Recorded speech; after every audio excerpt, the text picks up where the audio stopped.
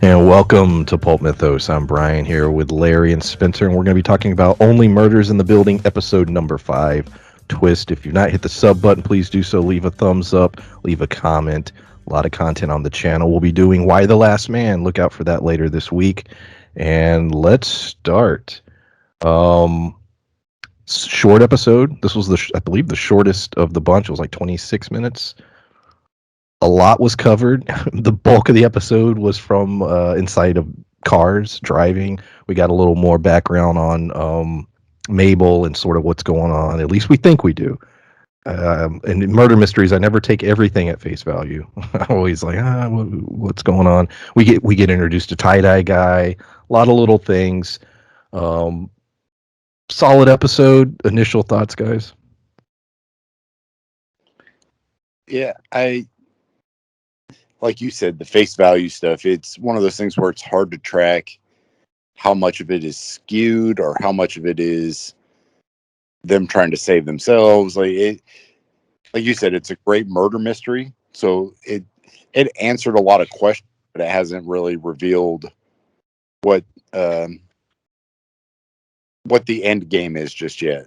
I do like the twist at the end. I love all the Oscar stuff. Which is, we called that a couple weeks ago that we were thinking that he might be tie-dye guy, but I do like that the dynamics of this episode, and like you said it before we started recording, there's so many good lines in this. I know that Steve Martin has a big hand in writing it. I looked at IMDb; he's the writer and creator of this show, and I'm curious as to how much of this is just Second City improv troupe kind of performers, and how much of this is just fly by the seat of your pants, because some of this stuff and some of the interactions with the characters it feels so genuine that it feels like it's not all scripted, and it's so good. Well, yeah, absolutely. And you have a lot of really good writers just attached to this show, whether it's in acting roles or whatever. So a lot of this could be just kind of ad-libbed. We had a few more added in today. I recognize some of the faces of some of the guests that we had on the show as just just sort of temporary characters or characters that you'll never see again. But the writing is so consistently good on this show, and I'm glad to see that it's getting a little bit of acclaim, because I noticed that in in an ad that I've seen for the people are praising it, and it has continued to be amazing every week. But like you both were saying, we're a little early for me to come to any conclusions on this, because it's such a complicated little mysteries, and it seems like every episode we get a handful of people that become potential suspects or additional players in this. We better get more Lucian and Vaughn. I know that. The Yard Dogs. Yeah. I was just gonna say, I just looked it up on IMDb. I don't know when it got greenlit, but there is a second season already. Oh, hell yeah. So I just saw it in IMDb. It said 2022 episode 1. So the greatest line, I wrote it down. It comes out of nowhere. It's so random. We have, we'll get into all the details, but Mabel and Oscar are driving. They end up going to this tattoo shop. Her and the Hardy Boys, that whole crew had a tattoo, and she's going to see her cousin who gave it to him. And Oscar wants ice cream. He's been in prison for 10 years, and he's like, I just want some ice cream. He ends up coming back. He brings a whole stack of ice cream. Charles and Oliver come in, and they have their moment with Mabel where they sort of air out, oh, you lied to me, blah, blah, blah. And then finally, when Oscar, when he's like, Oliver's like, oh, can I have that ice cream? Oh, what's in it? And he names the ingredients. He's like, when did ice cream become a hand lotion? Fucking millennials. And I was laughing. So I was like, who came up with that line? As someone who now is like, looking, oh, I can't have dairy, or I can't have this. I need, oat milk in my coffee or whatever. I was just like, look, man, we have allergies now. There's so much shit in our food. It literally is killing us. So that hand lotion ice cream, it's like, that's the one I would have probably picked. Well, you know, you and I are millennials, and we get blamed for so much shit. Yeah, Like, this is the one thing I'm like, okay, that's our fault. it is. That's why the line was so great. It was one of those lines where it's funny.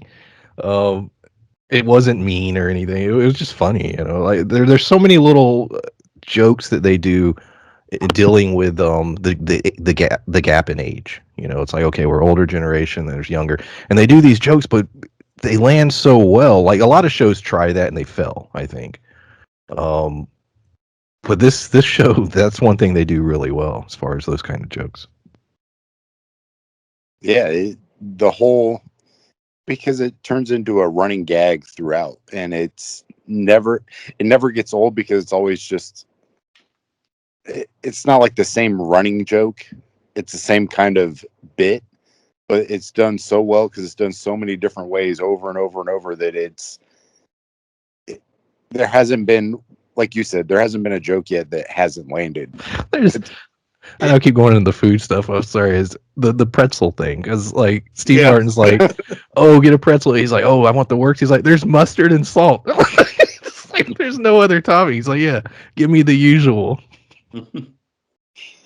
Yeah, the fact that he has we talked about, you know, Martin Short's character. His thing is hand foods and dips. Dips, yeah. So for him to have a pretzel guy and the pretzel guy to know exactly what he wants, to me was an even funnier bit.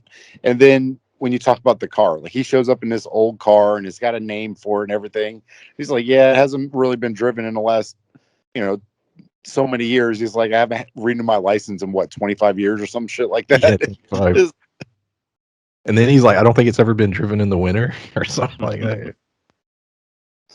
Well, yeah, and the best part about that too is like you think about his situation and that, you know, he's flat broke and he's leeching off of his family for this money, and it's like, and just like you know, just like Steve Martin's character was saying, it's like, you have a car here, you're storing a car, you're paying to store a car, you know, you're paying for a parking in New York, In Manhattan. yeah, it's like in Manhattan, and that's essentially an apartment rental.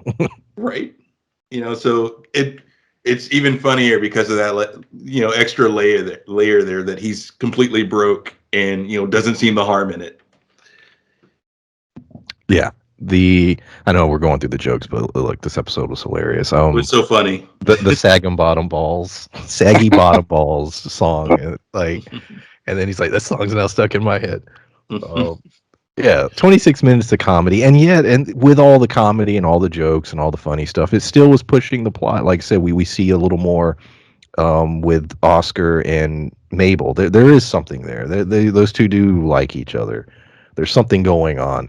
What exactly happened that night? And I'm assuming we'll get that scene later, but I was looking for her to be like, what really happened to Zoe? You know what I mean? Like he did 10 years. Was it him? Was it something else? Of course, the big reveal at the end, a new character, antagonist potentially, Angel. Then we get a name. We know that there's sort of a black market jewelry situation going on. We know that Tim was involved in it. Does this go all the way back to when they were kids and they were stealing stuff? Was he making deals with Angel at that point? Or, you know what I mean? Like, there's a lot of layers here as far as plot. Yeah, any particular thing you want to go into as far as all that? Well, when all of that happened, and then they talked about Oscar wanting to go confront Tim, and when he got to the door, he hears the gunshot, runs away. There's a lot of aspects in that could either be bullshit or it's true and somebody else was gunning for Tim. But my thought after seeing that was that he may have actually killed himself. And the only reason I was thinking that was because I think that maybe Tim killed, what was the girl's name? Zoe. I think that he may have been responsible for Zoe dying. And he, you know, this guilt builds up and builds up and builds up. And then he knows Oscar's getting out. And, you know, that was supposed to be his friend. And so I'm starting to think that it may have been he may have killed himself, but I think that they may reveal that Zoe's. I think that may be the murder that we end up solving is Zoe's. That would be an interesting. Yeah. You know what? Yeah, that's a very real possibility. Yeah. What if he did kill himself for whatever reasons, and and the murder mystery is actually about Zoe? Dude, you might be onto something. I think you are. It's a very sound theory, and it's just like everybody hates Tim Kono so much, and he's got so many enemies and so many things that he's wrapped up in, and like every episode we seem to get an image of a piece of his life that's falling apart. Whether it's like his business relationship with Sting or whatever. He may have killed himself. He may have accidentally been responsible for Zoe's death. That may be it. You may have solved the whole thing already. Yeah, what if it's his murder? What if in fact, yeah, you're right, he wasn't murdered, but there's other shit, Zoe was murdered. There's this jewelry thing. There's other things that need to be solved while they're going to solve them while trying to solve a murder that didn't happen. I think you might have hit it on the head as far as where the story potentially is going. Maybe that's going to be a big, reveal that no, he did in fact do it, killed himself. Yeah, that changes my whole thought on the show. It really does, yeah. I didn't think of that at all. That wasn't even a suspicion I had. That was the one thing that I think we overlooked, the possibility that maybe he did kill himself. Which completely changes everything. I think either way, the clues we have now will likely loop us back to someone else in the building, maybe someone else we saw in that little memorial meeting they had downstairs in the lobby, and we'll get looped back into the a few of the characters that are back in the building again. So, but that was a big one. That's a pretty big theory. Yeah, and I haven't heard that anywhere. I will steal it just like they did my. Never mind. Yeah. That guy's articles just to see. Lucian and Vaughn. I just want to go back. We talked about them earlier, but these two characters are introduced, and it was one of those moments where it's like, oh, I hope they're reoccurring. This can't be a one-off, little thing. It was just they're helping Charles and Oliver with a ride. They need a ride. They also have a podcast going on. They also have ties to Tina Fey, and there's a lot of little jokes going into that. Every character that gets introduced is interesting, and that's something that I've found with this show.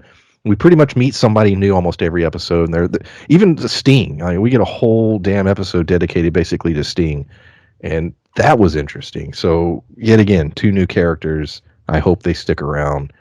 Yeah. Any thoughts on the Yard Dogs?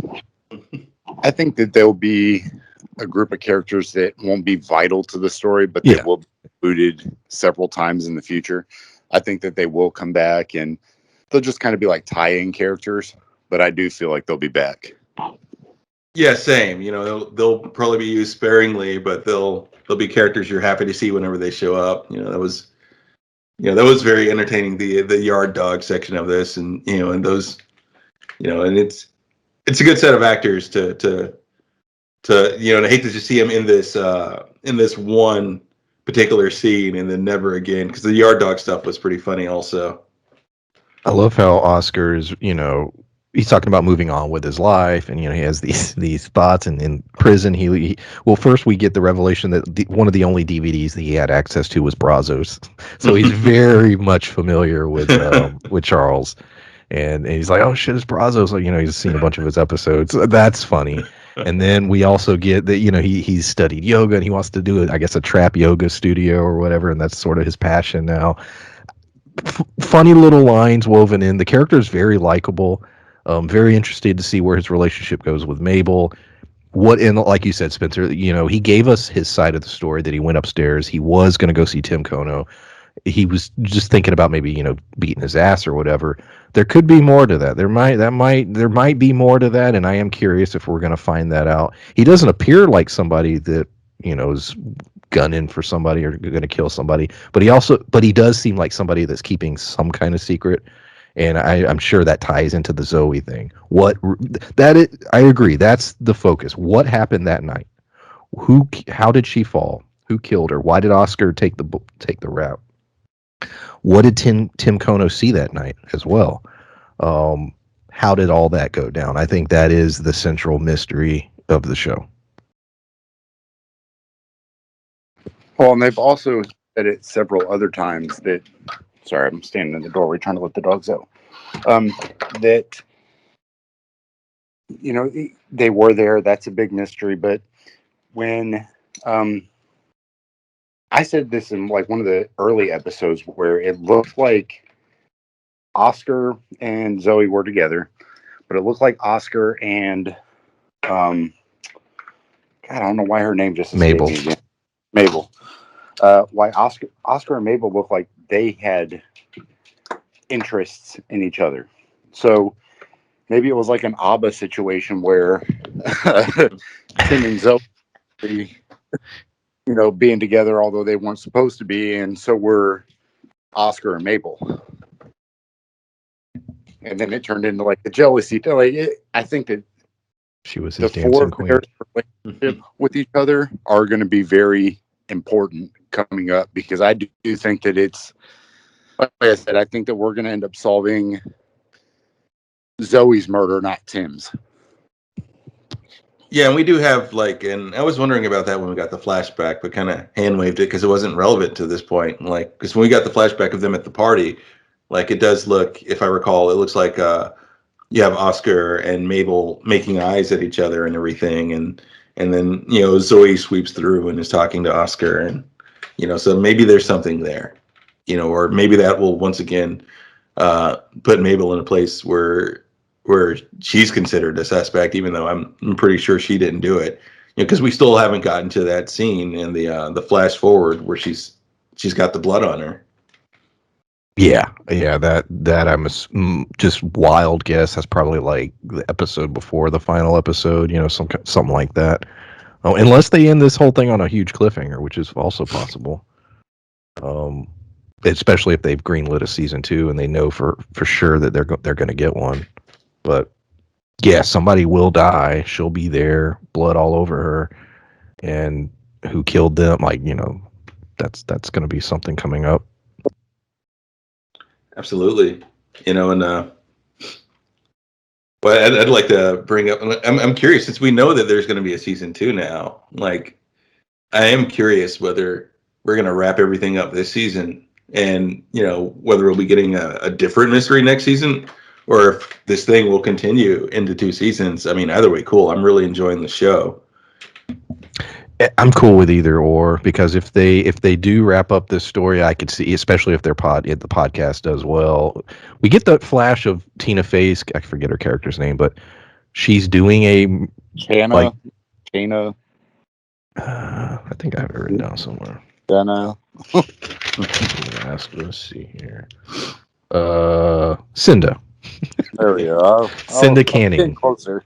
Might got there eventually. But she's doing that podcast about the murders, and and I'm like,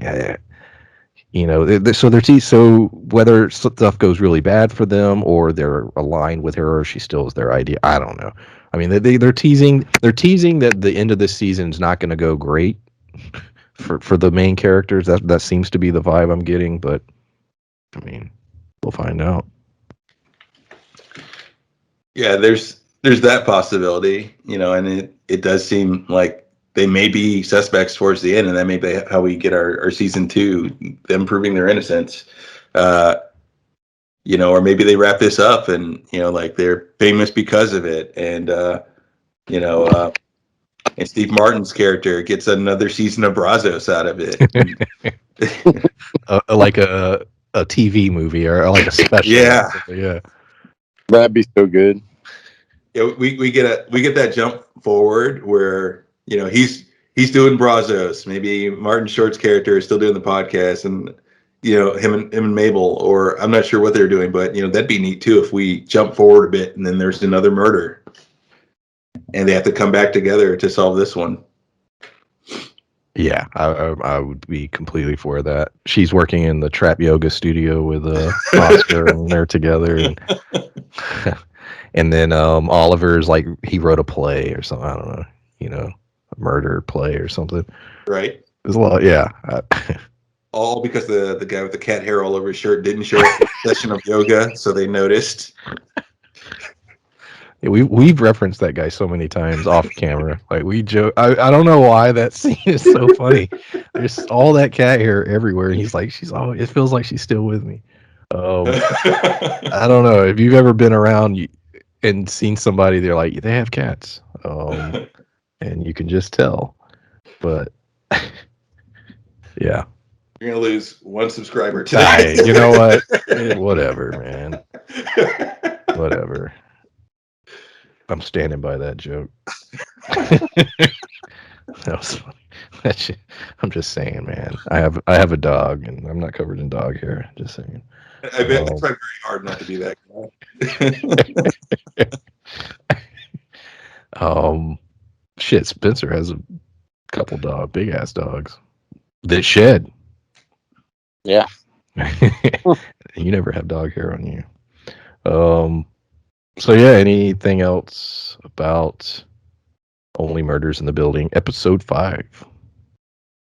Not that I can think of. When I saw that it was greenlit for season 2, it just made me excited. Not because this story couldn't wrap up and they could basically have each season be its own individual murder mystery, or if it's going to continue. I'm just excited because I've really enjoyed it, and I'm excited to see more.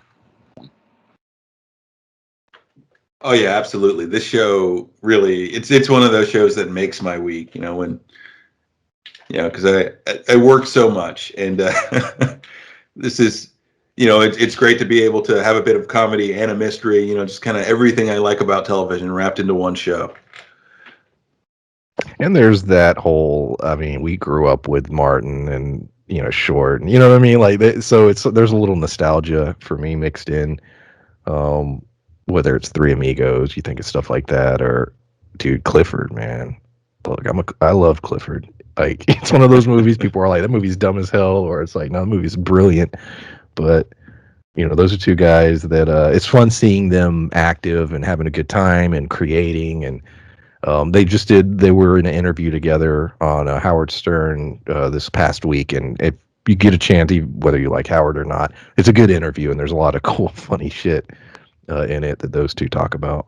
But yeah, I'm telling you, Martin Short, like, I love Steve Martin. There's a lot of the stuff he's done, even Parenthood, or Father of the Bride. Yeah, both of those are funny. Yeah, and he does so many good things, but for whatever reason, Martin Short, it's kind of like Dana Carvey. When Dana Carvey blew up, Martin Short was Dana Carvey before Dana Carvey was Dana Carvey. Like,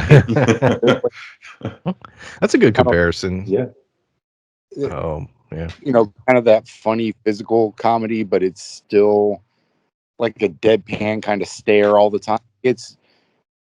I don't know what it is about it, but I just really enjoy Martin Short. I always Short's, and similar to like a Dana Carvey, like those are two guys that are respected, are funny, are great, but never were really the lead guy. You know what I mean? Like they were never considered, the guy. But everything they've done is good. And yeah, Inner Space, man. Look, Master of Disguise was not a masterpiece. God damn. I love Dana Carvey, but that shit is rough. You had to go there. That piece of shit. Oh, look. And what was so crazy about a movie, I don't know, like we talk about that forever. Like, it's like Carvey is funny. Like, he's genuinely a funny guy that has good ideas, and then you watch something like that and you're like, what the fuck, man? But shit happens. Like I said, Clifford is a good example of I don't know why a movie makes me laugh. It's so funny. I know some people that hate it, and they're like, this is the dumbest movie ever, but God, it hits the right note for me. But yeah, anything else? Yeah, we can wrap this up. No. Yeah, here's a question. Anybody listening at this point? What's your favorite Steve Martin or Martin Short? film. I would be curious to hear that. But all right, yeah, we will see y'all next time. Can't wait for episode number 6. And yeah, Bye. bye.